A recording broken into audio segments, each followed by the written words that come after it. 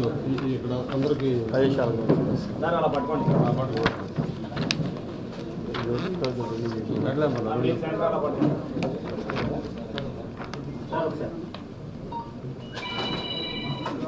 Sir ఒకసారి నిలబడి లోపల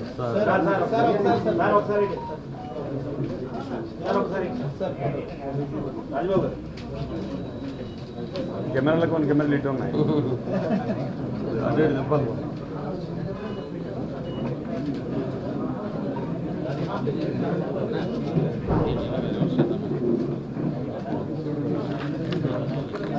ఓకే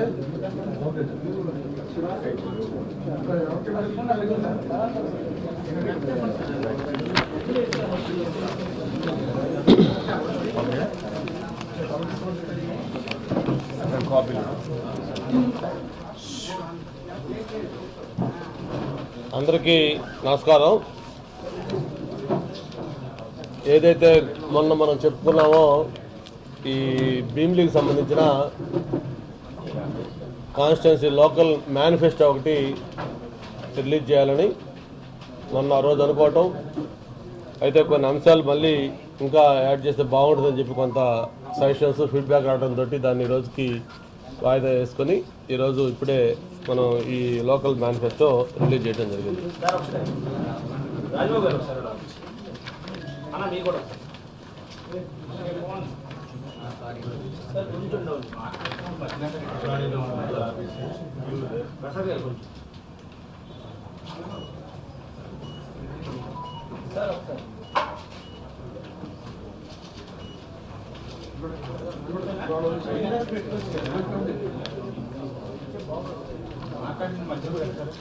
తెలుగుదేశం పార్టీ ప్రారంభం నుంచి, పార్టీ ఇన్సెప్షన్ నుంచి కూడా మేనిఫెస్టోకి అత్యంత ప్రాధాన్యత ఇచ్చిన విషయం కూడా మనందరికీ తెలుసు. ఎప్పుడు కూడా ఎన్టీ రామారావు గారు కానీ, ఆ తర్వాత నాయకత్వం చేపట్టిన చంద్రబాబు గారు కానీ మేనిఫెస్టో అంటే అదొక పవిత్రమైన గ్రంథం. ఒక బైబిల్, ఖురాన్, గీత ఇవన్నీ ఎలాగైతే పవిత్రంగా చూస్తామో తెలుగుదేశం పార్టీ కూడా మేనిఫెస్టోని అంతే పవిత్రంగా భావించి దాంట్లో పెట్టే ప్రతి అంశం కూడా ఏ అక్షరం కూడా పొల్లుపోకుండా అన్ని అధికారంలోకి వచ్చిన అమలు చేయాలి అనే లక్ష్యంతో ఇప్పటిదాకా కూడా వెళ్తున్న విషయాన్ని కూడా గుర్తు చేసుకుంటూ, మరి ఇప్పటికే పార్టీ తరఫున మొన్న రాజమండ్రి మే మహానాడు జరిగినప్పుడు ఆ మహానాడులో ఒక మినీ మేనిఫెస్టో రిలీజ్ చేయడం జరిగింది, సూపర్ 6 పేరుతోటి. అప్పట్లో అది పెద్ద సంచలనం. ఆ మేనిఫెస్టో ఏదైతే మనం సూపర్ 6 అని ఆ మహానాడులో మినీ మేనిఫెస్టో రిలీజ్ చేసామో అది ప్రజల్లోకి బ్రహ్మాండంగా ఆ అంశాలను కూడా వెళ్ళడం జరిగింది. ఆ తర్వాత మరి రాజకీయ పరిణామాలు, ముఖ్యంగా రాష్ట్రంలో జనసేన తెలుగుదేశం కలిపి ఒక కూటమిగా ఏర్పడటం, ఆ తర్వాత మళ్ళీ బీజేపీ కూడా కలిసి అలయన్స్గా ఏర్పడటం, మొత్తం 3 కలిపి ఎన్డీఏ తరఫున ఒక కూటమిగా ఏర్పడి మొత్తం రాష్ట్రంలో 175 అసెంబ్లీ స్థానాలు, అలాగే 25 పార్లమెంటు స్థానాలకు కూడా 144 అసెంబ్లీ స్థానాలు, అలాగే 17 పార్లమెంటు స్థానాలు తెలుగుదేశం పార్టీ, అలాగే 8 ఎంపీలు జనసేన బీజేపీ కూటమి, 31 ఎమ్మెల్యేలు ఆ బీజేపీ జనసేన కూటమి పోటీ చేస్తున్న నేపథ్యం కూడా మనందరికీ తెలుసు. ఎక్కడా కూడా ఈ ఓవర్లాపింగ్ లేకుండా ఒక మంచి పర్ఫెక్ట్ అండర్స్టాండింగ్ తోటి కూటమి కూడా సీట్లు కూడా ఫైనలైజ్ చేసుకోవడం జరిగింది. ఇక్కడ ఎవరు ఒకరికో మీద ఒకరు ప్రెస్టేజ్కో పంతాలకో లేదా ఎవరు గొప్ప ఎవరు తక్కువ, ఎవరు డామినేషను, ఎవరు తక్కువ ఎవరు ఎక్కువ అనేది కాకుండా అందరూ కూడా ఒకే ఒక ఉమ్మడి లక్ష్యం, ఎట్టి పరిస్థితుల్లో కూడా ఈ రాష్ట్రంలో వైఎస్ఆర్ పార్టీ అనేది మళ్ళీ అధికారంలోకి రాకూడదు అనే ఒక ఏకైక లక్ష్యంతో ఈ కూటమి కూడా అందరూ కలిసి ఏర్పాటు చేసుకున్నారు. ఎందుకు వైఎస్ఆర్ పార్టీ మళ్ళీ అధికారంలో రాకూడదు అనే ఒక లక్ష్యం ఎందుకు బలంగా పెట్టుకోవడం జరిగింది కూడా ఒకసారి మనం ఆలోచించాలి. ఎందుకంటే ఆ రోజు 2019 ఎన్నికలకు ముందు ఒక్క ఛాన్స్ అని చెప్పని జగన్మోహన్ రెడ్డి గారు అధికారంలోకి వచ్చిన తర్వాత ఈ 5 ఏళ్ళు కూడా రాష్ట్రం అన్ని రంగాల్లో కూడా, అటు అభివృద్ధి కాదు మిగతా అన్ని రంగాల్లో కూడా పూర్తిగా వెనుకబడిపోవటం, మళ్ళీ ఇంకొకసారి ఈ రాష్ట్రం జగన్మోహన్ రెడ్డి గారిని బరాయించే కెపాసిటీ రాష్ట్రానికి లేదు. ఈ రాష్ట్ర ప్రజలు ఏమాత్రం కూడా పొరపాటున మళ్ళీ జగన్మోహన్ రెడ్డి గారు వస్తే తీవ్రంగా నష్టపోతారు. కాబట్టి ఆ ప్రభుత్వ వ్యతిరేక ఓటు చీలకూడదు అనే ఒక లక్ష్యంతో ఈ అన్ని పార్టీలు కలిపి ఒక కూటమిగా ఏర్పడడం జరిగింది. మరి ఆ కూటమి ఏర్పడిన తర్వాత మొత్తం ఎలక్షన్ క్యాంపెయినింగ్ కూడా దాదాపు ఇంకొక 4 డేస్లో కంప్లీట్ కాబోతా ఉంది. రేపు 11 సాయంత్రం 5 o'clockకి ప్రచారం క్లోజ్ అవుతూ ఉంది.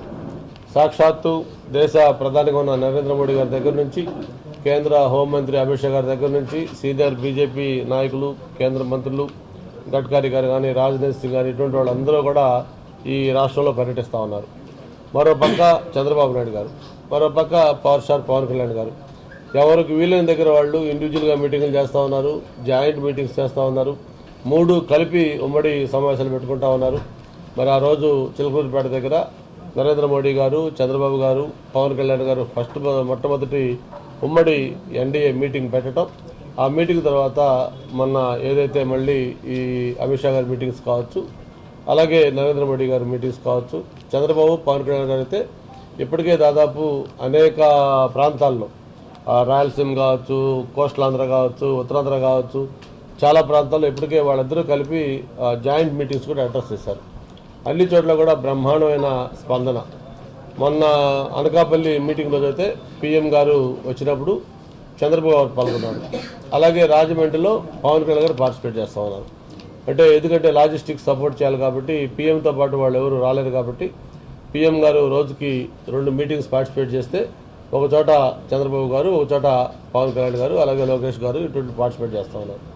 ఈ విధంగా ఒక మంచి అండర్స్టాండింగ్ తోటి ఈ ప్రచారం కూడా చాలా పీక్కి వెళ్ళిపోయింది. ఇప్పటికే అన్ని ప్రాంతాల్లో కూడా ఒకటే ప్రజల అభిప్రాయం, ఎన్నికలు ఎంత త్వరగా వస్తాయి, ఎంత త్వరగా ఓట్లేసి మళ్ళీ కూటమిని గెలిపించాలి, వైఎస్ఆర్ పార్టీని ఇంటికి పంపించాలనే ఆతృత అందరిలో కనిపిస్తూ ఉంది.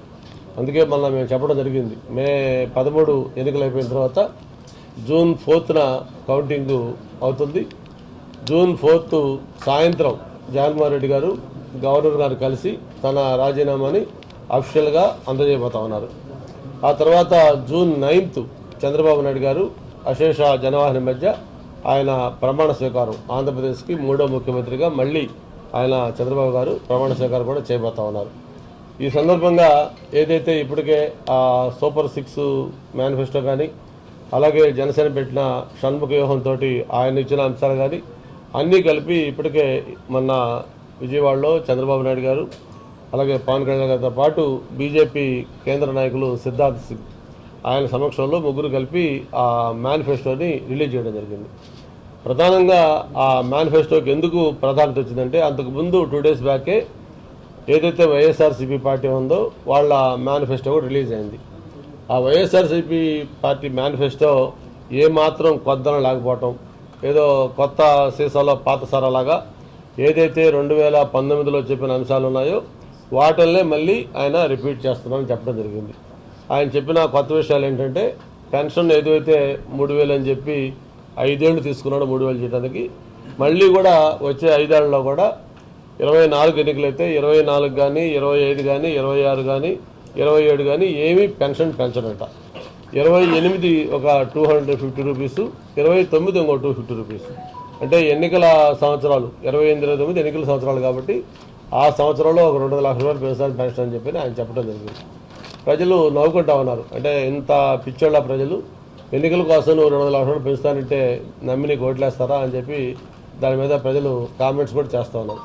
అదే చంద్రబాబు నాయుడు గారు ఈరోజు స్పష్టంగా రేపు ఎలక్షన్ అయిపోయిన వెంటనే అధికారంలోకి వచ్చిన వెంటనే ఈ 4,000 రూపాయలు పెన్షన్ చేస్తామని చెప్పని ఆయన హామీ ఇవ్వటం, అలాగే అటువంటి ఎన్ని అంశాలు చాలా ఇప్పటికే చెప్పారు.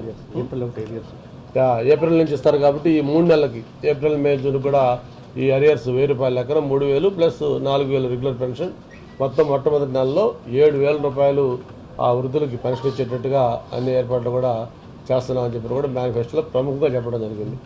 ఇక అమ్మఒడి కానీ, అమ్మఒడి ఏదైతే జగన్మోహన్ రెడ్డి ఒక్కటే ఇంట్లో ఒకరికి ఇస్తా ఉన్నాం, అమ్మకే ఇస్తా ఉన్నాం, పిల్లల సంబంధం అని చెప్పారు. అలా కాకుండా తెలుగుదేశం, జనసేన ఉమ్మడి మేనిఫెస్టోలో ఎంతమంది పిల్లలుంటే అంతమంది కూడా 15,000, ఇద్దరుంటే 30,000, ముగ్గురుంటే 45,000 లెక్కన ఇట్లా ఎంతమంది పిల్లలుంటే అన్ని 15,000 రూపాయలు. అలాగే ఆడవాళ్ళకి 3 గ్యాస్ సిలిండర్లు కావచ్చు, ఆర్టీసీ బస్సుల్లో ఉచిత ప్రయాణం కావచ్చు, ముఖ్యంగా 18 సంవత్సరాలు నిండిన మహిళలకి ప్రతి నెల 1500 రూపాయలు కావచ్చు, రైతులకి 20,000 రూపాయలు ఆర్థిక సాయం కావచ్చు, నిరుద్యోగులకి నిరుద్యోగ వృత్తి 3,000 కావచ్చు, ఇంటింటికి మంచినీటి కొళాయిలు కావచ్చు. వీటన్నిటితో పాటు గత ప్రభుత్వం ఏదైతే డ్రాస్టిక్గా ఫెయిల్ అయిందో కొన్ని అంశాలు ఉన్నాయి.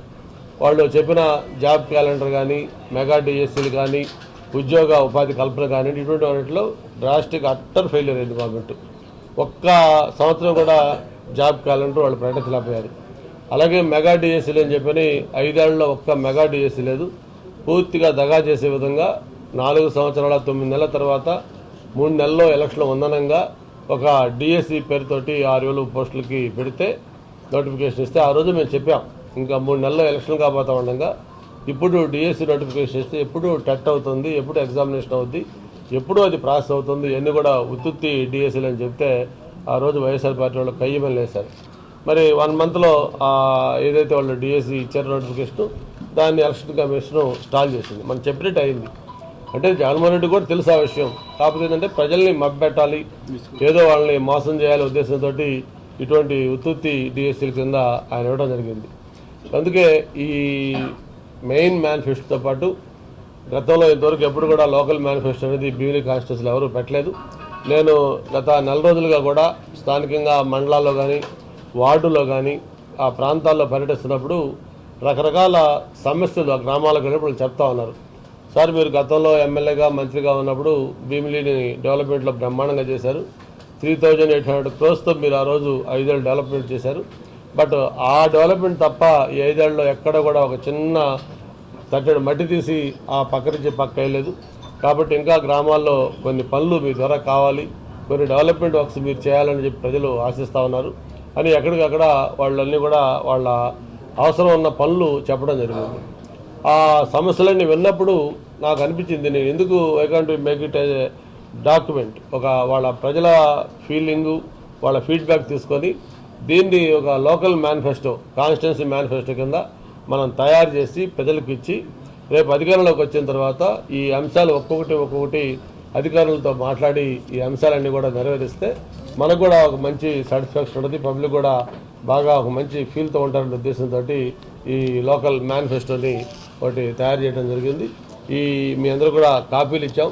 దీంట్లో 3 రూరల్ మండలాలు కవర్ అవుతూ ఉన్నాయి, అలాగే మధురవాడ కవర్ అవుతూ ఉంది. దీంతోపాటు ఎంతో తీవ్రమైన జటిలమైన లాంగ్ పెండింగ్ పంచగ్రామాల సమస్యతో పాటు ఎంతో కాలంగా లాంగ్ పెండింగ్ ఉన్న అనేక ఇతర విషయాలు కూడా దీంట్లో రిఫ్లెక్ట్ అవుతూ ఉన్నాయి.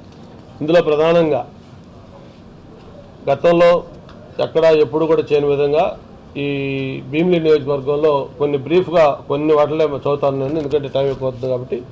ఇందులో ప్రధానంగా ఫస్ట్ పెట్టుకున్న మేనిఫెస్టోలో, లోకల్ మేనిఫెస్టోలో ఫస్ట్ అంశం ఏంటంటే హౌసింగ్ టౌన్షిప్.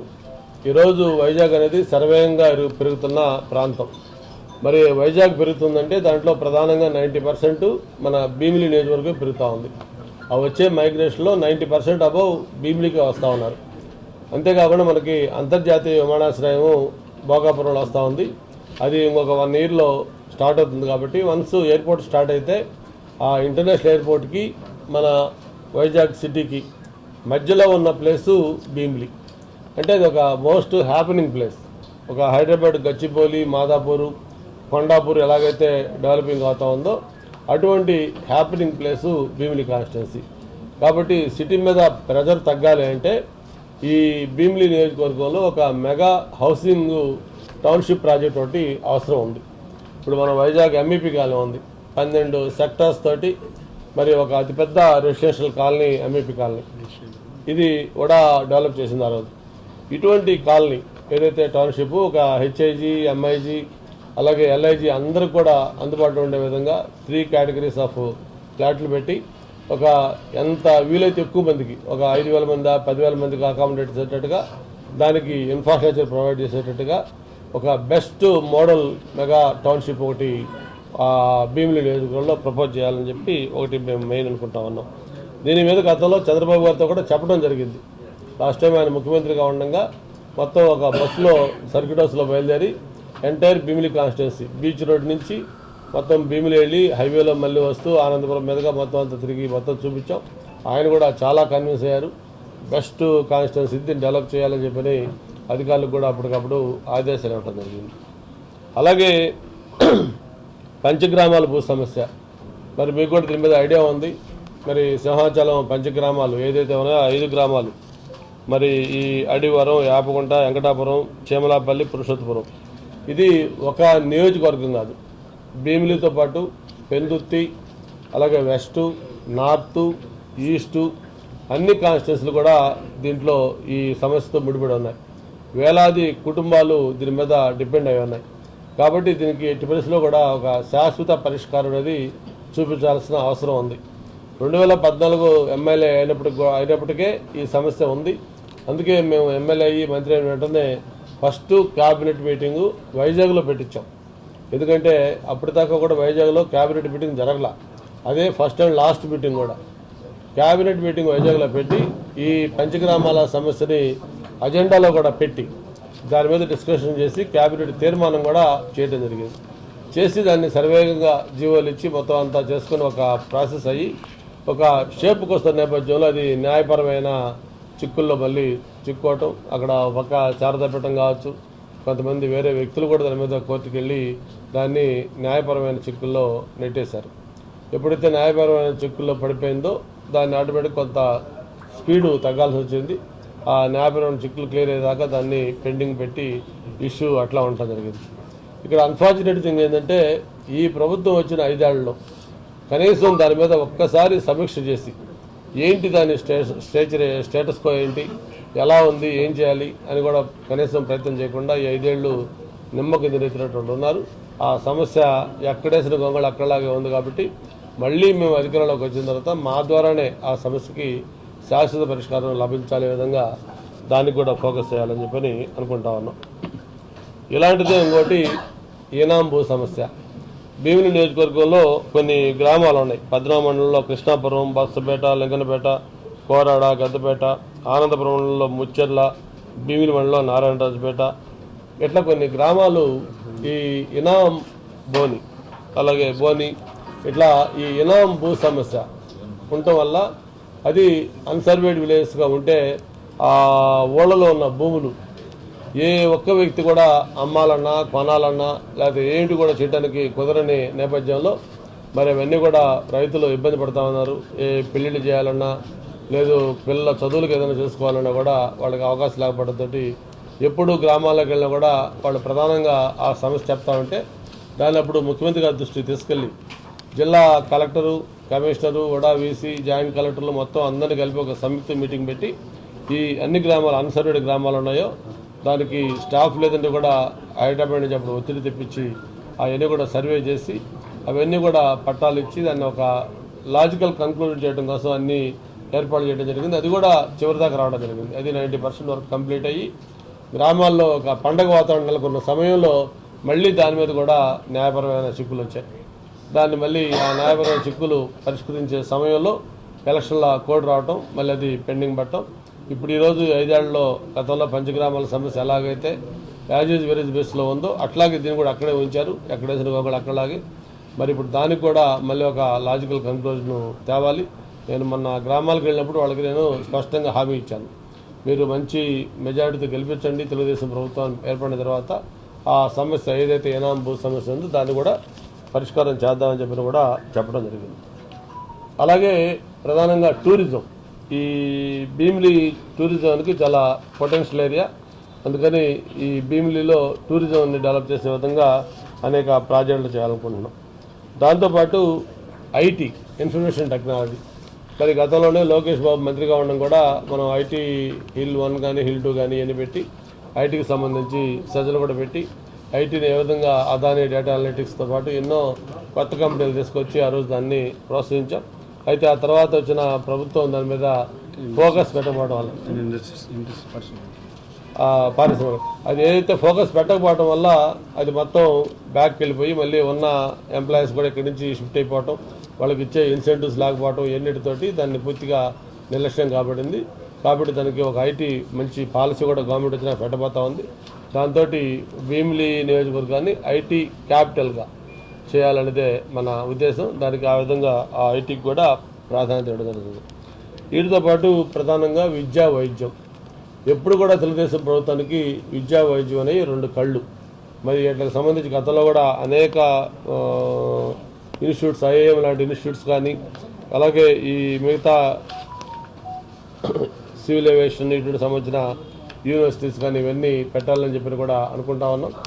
భీమిలి నియోజకవర్గంలో ఈ హాస్పిటాలిటీ, హోటల్ మేనేజ్మెంట్, ఏవియేషన్ సంబంధించిన ఒక నేషనల్ లెవెల్లో ఉండే యూనివర్సిటీలో దాన్ని పెట్టాలనేది ఒక ప్రపోజల్. దానికి అన్ని చర్యలు తీసుకుంటామని చెప్పి, అలాగే మధురవాడ, తగరపల్లిలో డిగ్రీ కాలేజీలు, పద్మనాభంలో junior college, Anandapuram junior college భవన నిర్మాణం చేసి తగిన సిబ్బంది నియమించడం, భీమిలిలో ఐటీఐతో పాటు వొకేషనల్ ట్రైనింగు, కాంపిటేటివ్ ఎగ్జామ్స్ హాజరయ్యే విద్యార్థుల కోసం తగరపల్లిలో డిజిటల్ లైబ్రరీ, అలాగే వైద్యపరంగా భీమిలిలో మల్టీ స్పెషాలిటీ హాస్పిటల్, మధురవాడ ఏదైతే అర్బన్ హెల్త్ సెంటర్ 100 పడకల హాస్పిటల్కి అప్గ్రేడేషన్, అలాగే పిహెచ్సీలకు పూర్తిస్థాయి సిబ్బంది నుంచి అప్గ్రేడ్ చేయడం. ఇవి కాకుండా మనకు అన్నిటికంటే బెస్ట్ స్కోప్ ఉంది బీచ్ లైన్. మన కైలాసగిరి కొండ దగ్గర నుంచి అప్ టు భోగాపురం దగ్గర ఈ దాదాపు 40 కిలోమీటర్ల స్ట్రెచ్ ఏదైతే ఉందో దాన్ని ఈ 6 లైన్ బీచ్ ఫ్రంట్ మీకు గోవా కానీ, లేకపోతే సింగపూర్, మలేషియా కానీ, బ్యాంకాక్ కానీ ఎక్కడైతే వాటర్ ఫ్రంట్ ఉంటుందో దాన్ని బ్రహ్మాండమైన వండర్ఫుల్ యాక్టివిటీస్ జోన్గా క్రియేట్ చేస్తాం. మనకి ఎక్సలెంట్ సీ ఉంది, ఒక పక్క రెండో పక్క హిల్స్, బ్యూటిఫుల్ క్లైమేట్ ఇవన్నీ ఉన్నాయి. వీటిని కరెక్ట్గా ప్రాపర్గా మనం కానీ చేసుకుంటే ఇది బ్రహ్మాండంగా డెవలప్ అవుతుంది. కాబట్టి దాన్ని 6 లైన్ ఈ బీచ్ ఫ్రంట్ని దాంట్లో మొత్తం జోన్స్గా డివైడ్ చేసి ఒక ఈట్ స్ట్రీటు, లేకపోతే ఎంటర్టైన్మెంట్ జోన్, లేదు ఇంకొక స్పిరిచువల్, లేకపోతే స్పోర్ట్స్, ఇట్లా ఇక్కడి నుంచి అక్కడ దాకా కంప్లీట్గా 24/7 ఒక యాక్టివిటీ కూడా ఉండే విధంగా చేయాలనేది దానికి ఆలోచన. అలాగే ప్రధానంగా భీమిలిలో ఎప్పటి నుంచో కూడా ఈ డిమాండ్ ఉంది ఒక మినీ పోర్ట్ జెట్టి. ఎందుకంటే అక్కడ ఫిషింగ్ చేసేవాళ్ళు ఎక్కువ మంది ఉన్నారు కాబట్టి వాళ్ళందరూ కూడా దానికి ఆ డిమాండ్ ఉంది, ఒక మినీ పోర్ట్ జెట్టి దాన్ని కూడా ఏర్పాటు చేయాలనేది. ఇంకా నెక్స్ట్ క్రీడలు ఏదైతే ఈరోజు ప్రభుత్వం కూడా దాని మీద ఫోకస్ పెడతా ఉంది. ఆ ఫిట్నెస్ ఉంటే పిల్లల్లో వాళ్ళ మానసిక ఆలోచనలు కూడా బాగా ఉంటాయి, వాళ్ళు మంచి సిటిజన్స్గా అవుతారని చెప్పే ఉద్దేశంతో ఆ ఫిట్నెస్ కూడా ప్రాధాన్యత ఇస్తా ఉన్నాం. దానికి కావాల్సిన ఇన్ఫ్రాస్ట్రక్చర్, స్టేడియంస్ ఇవన్నీ కూడా ఏర్పాటు చేయాల్సిన అవసరం ఉంది. అలాగే మనకి తగరపల్లి దగ్గర చిల్లపేట చెరువు ఉంది, చాలా పెద్ద చెరువు అది. దాన్ని హైదరాబాద్ ట్యాంక్ బండ్ లాగా డెవలప్ చేయాలని ఆ రోజు చంద్రబాబు నాయుడు గారిని తీసుకొచ్చి ఆయనతో శంకుస్థాపన కూడా చేయించి పనులు మొదలుపెట్టాం. కానీ ఆ తర్వాత ఎలక్షన్ కోడ్ రావడం కొంత అది స్టాల్ అయితే, ఆ తర్వాత వచ్చిన ప్రభుత్వం మళ్ళీ అప్పటి నుంచి ఇప్పుడు దాకా కూడా ఒక్క రూపాయి అక్కడ ఖర్చు పెట్టలేకపోయింది. మళ్ళీ అది యాజ్ యూజువల్ అప్పుడు మనం ఏ స్టేజ్లో అయితే వదిలిపెట్టామో అదే స్టేజ్లో ఉంది, దాన్ని అభివృద్ధి చేసుకోవాలి.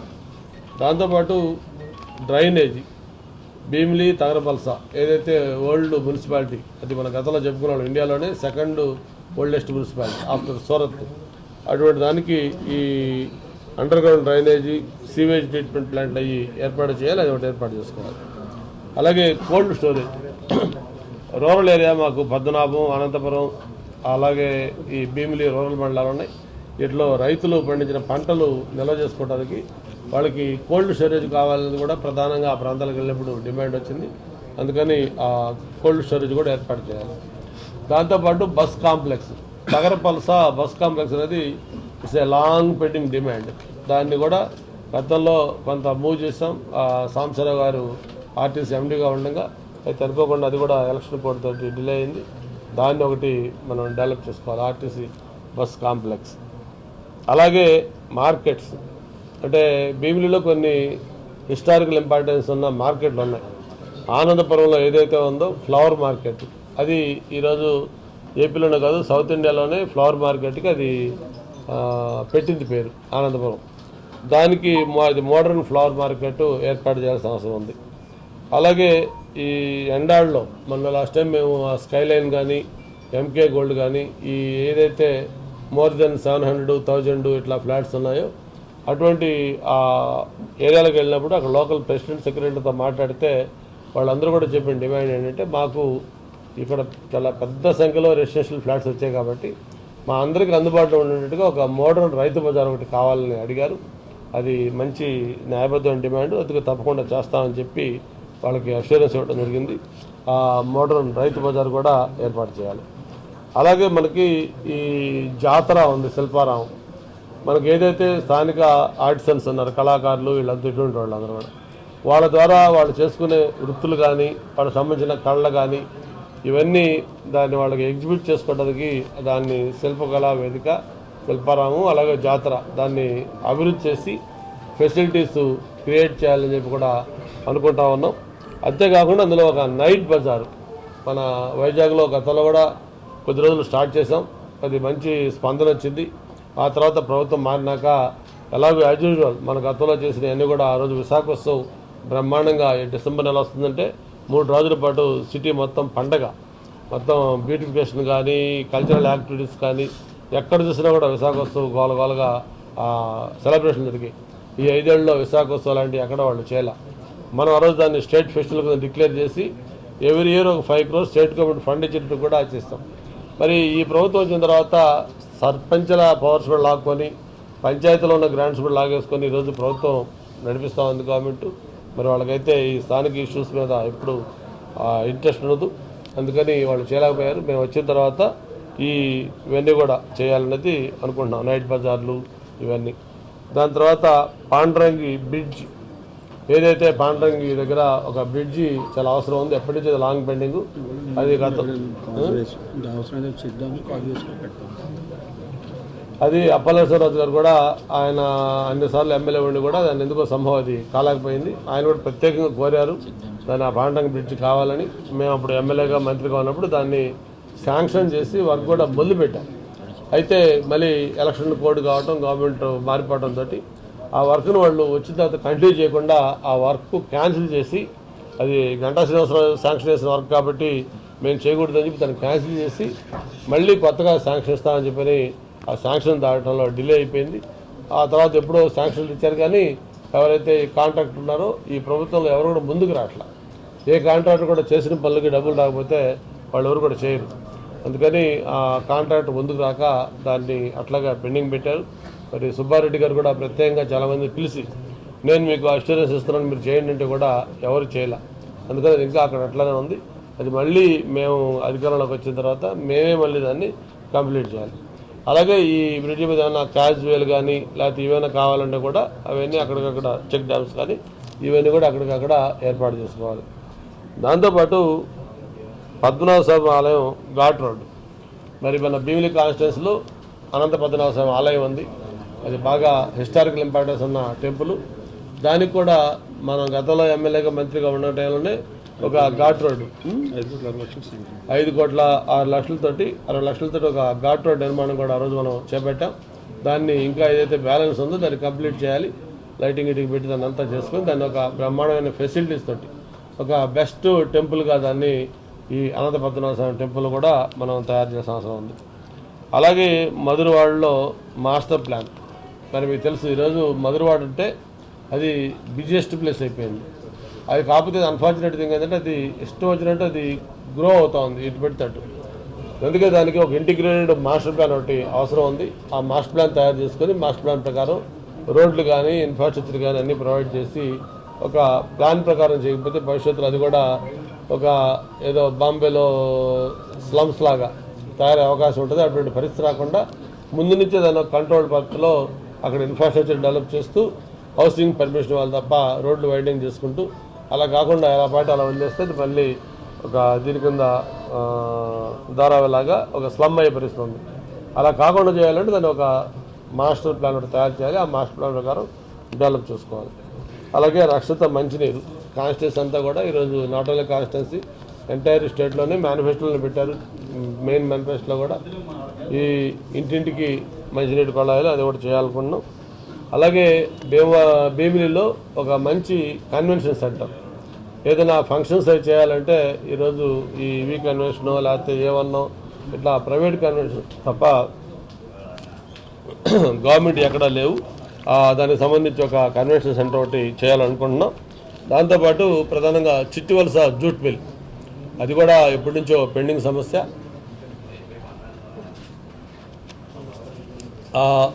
జూట్ మిల్ కూడా దాన్ని కూడా ఇప్పటికే ఒక షేప్కి వచ్చింది. దాన్ని కూడా కంప్లీట్ చేసి దానికి పర్మనెంట్ లేబర్ కానీ మిగతా అందరితోటి దాని సమస్య కూడా చేయాలి. అలాగే సింహాచలం సంబంధించిన బీఆర్టీఎస్ రోడ్డు ఏదైతే మన మన మురసర్ల మన అరిలో మీదుగా ఆ హెల్త్ సిటీ పక్క బీఆర్టీసీ రోడ్డు ఉందో అక్కడి నుంచి యాపకొండ దాకా కనెక్ట్ చేసిన బీఆర్టీసీ రోడ్డు దాని బాధితులు ఉన్నారు చాలామంది ఆ టీడీఆర్లు కానీ అన్నింటిలో ఎక్స్పాన్షన్ అది కూడా అధికారులతో మీటింగ్ పెట్టి దాన్ని ఒకటి మనం చేయాల్సిన అవసరం ఉంది.